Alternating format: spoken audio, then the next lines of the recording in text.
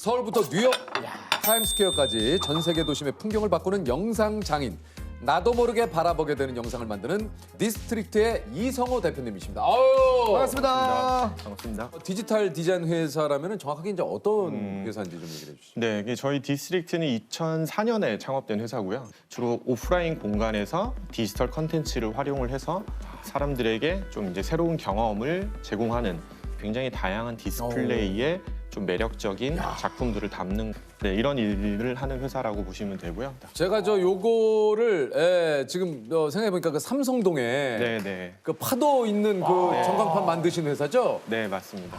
아니 근데 이게 무슨 제품을 도대체 광고하는 건지 그게. 사실 뭐 보통 그런 전광판에는 네. 이제 브랜드나 상품을 그쵸. 광고하는 걸 트는 게 일반적이긴 한데 네네. 저희는 이제 어떤 걸 광고하기 위해서 만들었다기보다는 일종의 도심 속의 하나의 공공 미술 작품으로 제작을 했던 거고, 뭐 궁극적으로는 사실은 이제 디스트릭트라는 회사의 이런 역량을 좀 홍보하기 위한 목적도 좀 가지고 있는. 아 근데 중요한 거는 이제 거기에 그런 걸 상영하려면 돈이 들지 않습니까?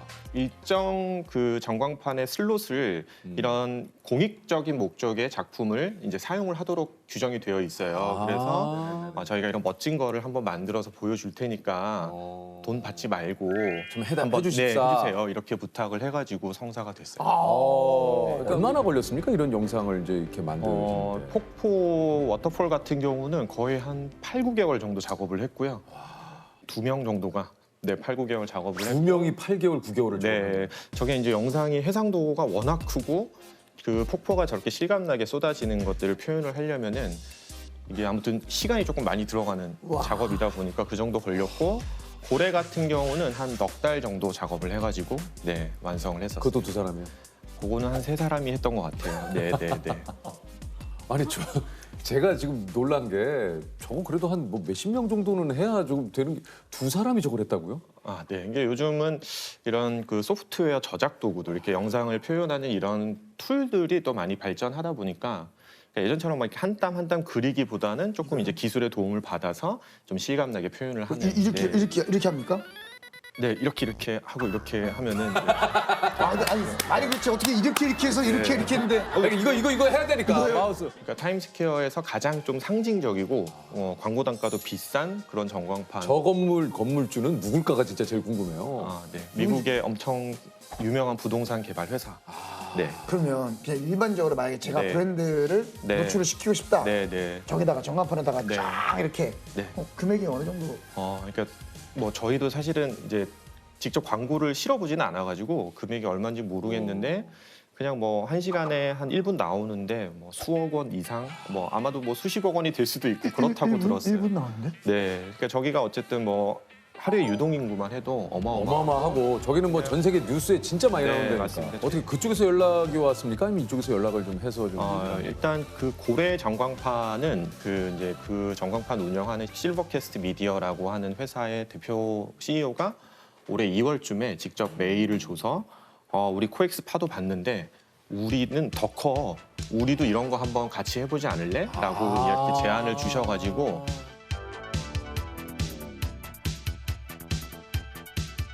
돈을 주지 않고 뭐 그쪽에서도 돈을 받지 않고 서로 돈 그냥 그냥 이제 어떻게 보면 서로 홍보를 위한 목적으로 고래 작품은 제작을 했고, 그 워터폴 같은 경우는 저희가 이제 삼성전자가 설치한 이런 LED 스크린이 있는 전 세계의 주요 공간에 이제 저희가 작품을 만들어서 올리는 그런 좀 협력 관계를 맺고 있는데, 그래서 저희가 한 일주일 동안 2천만 원 정도의 아주 저렴한 비용을 지불을 하고 사용을 하는 것으로 시작을 했는데, 아까 그 건물주께서 너무 마음에 들어 하셔가지고 돈 안 받아도 되니까 한 달 동안 더 틀어달라고 해가지고 8월 21일까지 그러니까 총 한 달 동안 매 정시에 1분씩 그 상영이 되는. 궁금한데요. 근데 작품도 좋고 뭐 이게 회사를 알리는 것도 좋은데 그러면 어디서 수입을 얻으세요, 도대체? 그러니까 저희가 이제 웨이브 프로젝트 시작하기 전에 그 아트 뮤지엄이라고 하는 그 미디어 아트 전시관 사업을 자체적으로 만든 이런 미디어 아트 작품들을 활용을 해서 작년 9월 말에 제주도 애월에서 이제 첫 번째 전시관을 오픈을 하고,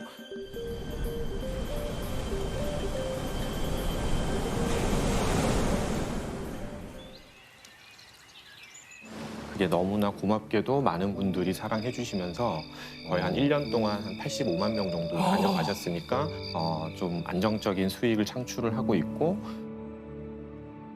아까 이제 뭐 그런 워터폴이라던가 웨일 같은 것들은 지금까지는 이제 그거 자체로 직접적으로 돈을 벌지는 않는 쇼케이스였고 그러니까 한마디로 지금은 이제 뭔가 우리가 어떤 회사다, 무엇을 하는 회사라는 것을 이제 적극적으로 좀 알리고 있는 상황이고 네, 맞습니다. 이것이 이제 전체적으로 쫙 퍼졌을 때 이제 네. 의뢰가 들어오고 그러니까 이런 웨이브로 많이 알려지다 보니까 뭐 이런 글로벌 명품 브랜드들에서도 이제 같이 계속 작업을 하자고 요청. 뭔지 알 것 같아. 지금 우리가 생각하면 이게 앱 까는 거예요 지금. 뭔지 알겠죠? 네, 맞아요. 우리가 무료로 앱 다운 받는 거예요 지금. 근데 이제 이게 어느 순간 이게 야, 수익이 이 시장이 엄청 크지 않습니까? 우리를 둘러싸고 있는 공간 자체가 이런 좀 움직이는 영상들이 표출될 수 있는 환경으로 많이 바뀔 거라고 보고 있고 그러니까 점점 이런 늘어나는 디스플레이에서 신미성 있는 컨텐츠들을 많이 필요로 할 거니까 이런 것들을 우리가 미리 많이 만들어 가지고 전 세계를 대상으로 서비스를 할 수 있으니까 이지성이 축하드립니다. 미리. 네, 저희가 저보다 형님 근데 이게 사실 신생 회사들이 그렇지 않습니까? 재정적으로 또 힘들어지는 네. 경우도 좀 있고 네. 힘든 시기도 좀 있었을 것 같아요. 네. 그리고 저희는 원래는 웹사이트를 제작하는 웹사이트를 디자인하는 회사였고 디자인 결과물을 대가를 받고 이렇게 납품하는 일들을 많이 했었는데요. 네네. 굉장히 좋은 크리에이티브 역량을 가지고 있는데 근데 이건 이제 어떻게 보면 하청 기지처럼 일을 하다 보니까 자존감도 굉장히 낮아지는 문제가 있어서 뭐 이제 2012년에 라이브 파크라고 하는 아까 제가 이제 그 학대 뮤지엄이라는 미디어 아트 전시관 말씀드렸었는데 원조격에 해당하는 이제 전 세계에서 처음 시도했던 이런 실내형 아트파크 미디어 아트 전시관 사업을 저희 이제 당시 창업주이자 대표이사님이 많은 금액을 투자를 해서 진행을 하셨었는데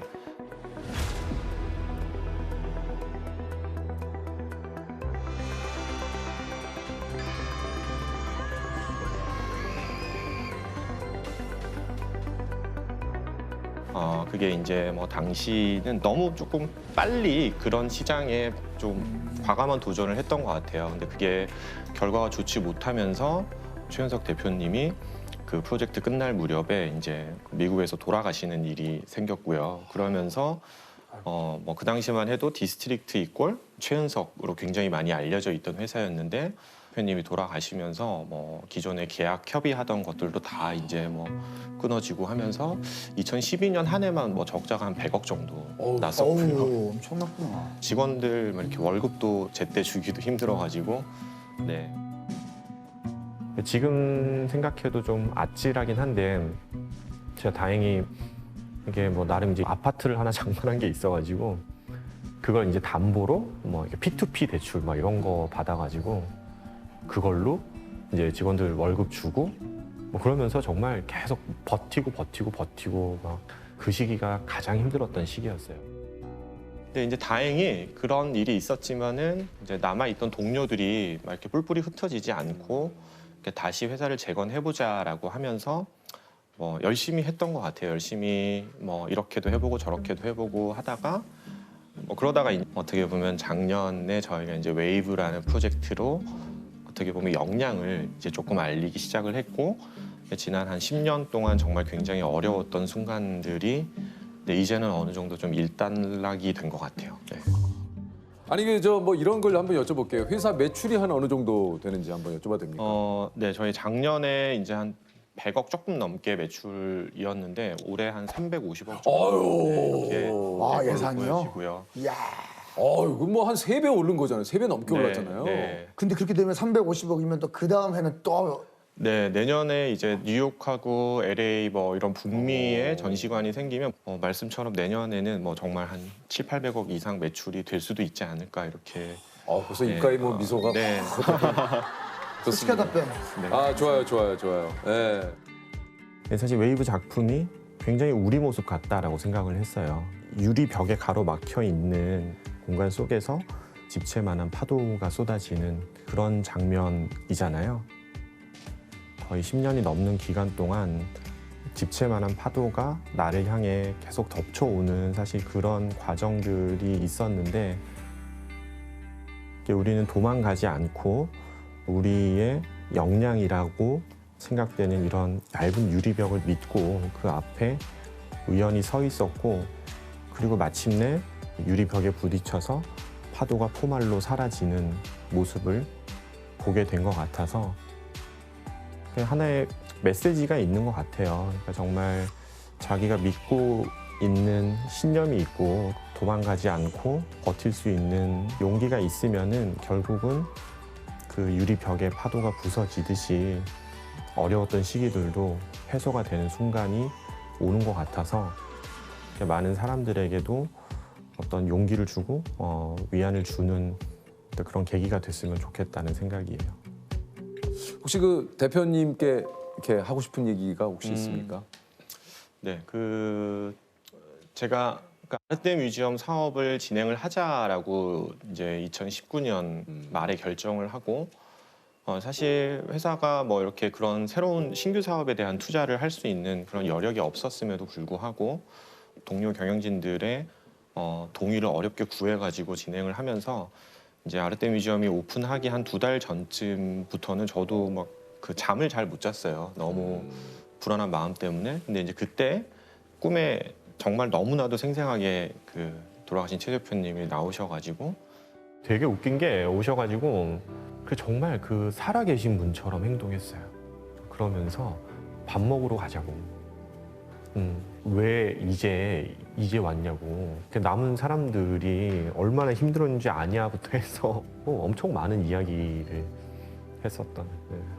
원래 한 몇 년 전에도 한번 왔다 갔다고 또 뭐 이렇게 얘기하시더니 그러니까 깨고 나서 아 나도 힘들구나 약간 이런 생각을 또 스스로 하기도 했었던 것 같아요. 지금도 그 뭐 저뿐만이 아니라 디스트릭트에 오랫동안 근무했던 많은 분들 마음속에 최 대표님은 살아 계시는 분이고요.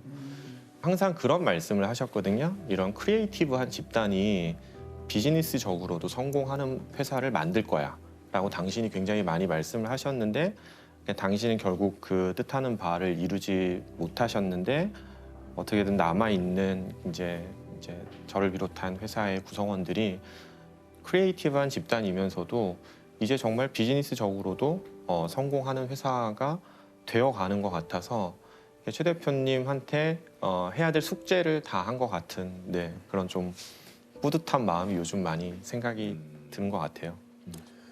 제가 뭐 뵌 적도 없는 분이긴 합니다만 이게 이제 그런 뜻인 것 같아요. 이렇게 뭔가 안 된다고 하는 그 사회적인 어떤 그런 편견이나 시선 이런 거를 좀 뛰어넘고자 하는 네. 예, 어떤 그런 그 생각이나 의지가 좀 많으셨던 분이 아닌가 하는 생각이 좀 드네요. 예. 뭐 누구보다 회사에 대한 애정과 애착이 많으셨던 분이기 때문에 지금의 모습을 너무 좋아하실 것 같아요. 그리고 저희가 이제 힘든 순간이 있을 때 또 뭐 알게 모르게 많은 도움을 주시지 않았을까 그렇게 생각하고 있습니다. 네.